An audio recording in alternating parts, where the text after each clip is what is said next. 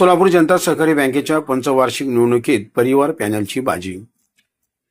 7 उमेदवार बिनविरोध तर 10 उमेदवारांचा मोठ्या मताधिक्याने विजय। सोलापूर जनता सहकारी बँकेच्या संचालक पदाच्या पंचवार्षिक निवडणुकीत सत्ताधारी परिवार पॅनलच्या सर्व 17 उमेदवारांनी बाजी मारली। एकूण 17 पैकी 7 उमेदवार यापूर्वीच बिनविरोध निवडून आले असून शुक्रवारी नुमवी प्रशालेत झालेल्या मतमोजणीतून परिवार पॅनलचे उर्वरित 10 उमेदवार देखील मोठ्या मताधिक्याने निवडून आले।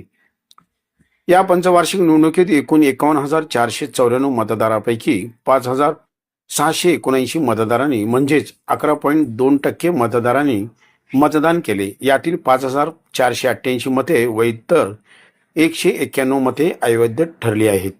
या निवडणुकीसाठी 4 मतदारसंघापैकी सोलापूर महानगरपालिका क्षेत्रापासून 25 किलोमीटरच्या बाहेरील मतदारसंघातून डॉक्टर हर्षद डंबळ, ॲडव्होकेट मिलिंद कुलकर्णी, अमित आपटे आणि चरणसिंग चौहान, महिला मतदारसंघातून चंद्रिका चौहान आणि गौरी आंबेडकर, तर अनुसूचित जाती जमाती मतदारसंघातून रवींद्र साळे हे बिनविरोध निवडून आले आहेत।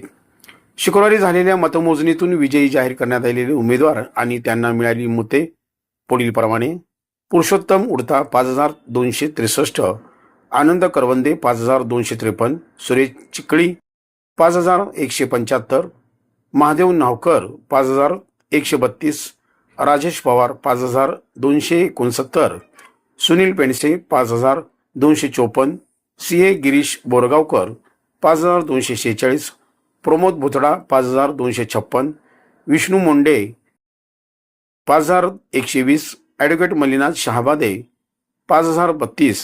सोलापूर जनता सहकारी बँकेची 2025-26 ते 2030-31 साठीची संचालक पदाची पंचवार्षिक निवडणूक जिल्हाधिकारी आणि मुख्य निवडणूक अधिकारी कुमार आशीर्वाद यांच्या देखरेखीखाली झाली। जिल्हा उपनिबंधक आणि सहाय्यक निवडणूक निर्णय अधिकारी किरण गायकवाड आणि सहकारी अधिकारी वर्गाने ही निवडणूक प्रक्रिया राबवली। यात त्यांना सोलापूर जनता सहकारी बँकेचे मुख्य कार्यकारी अधिकारी विनय दुनाखे, सहाय्यक निबंधक आबासाहेब गावडे, उमेश पवार, गजानन वाडेकर, राजेंद्र ढोणे यांची मोलाची मदत झाली।